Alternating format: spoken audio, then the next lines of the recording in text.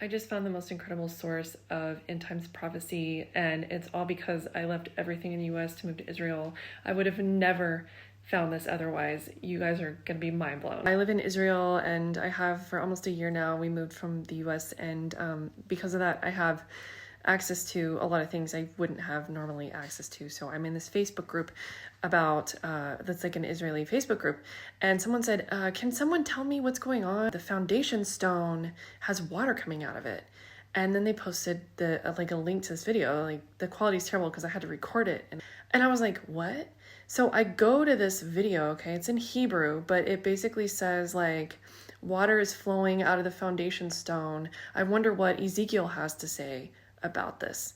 And so it says, like, at the bottom it says Ezekiel 47.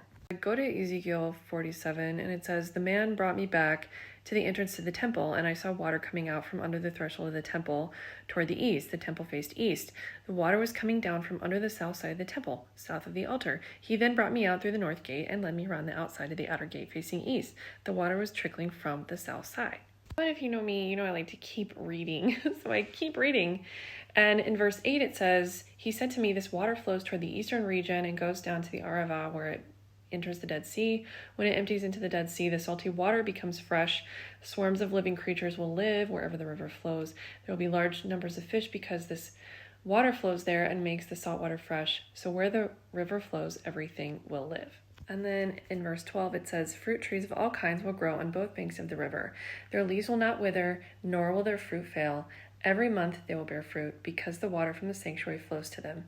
Their fruit will serve for food, and they will be used for healing.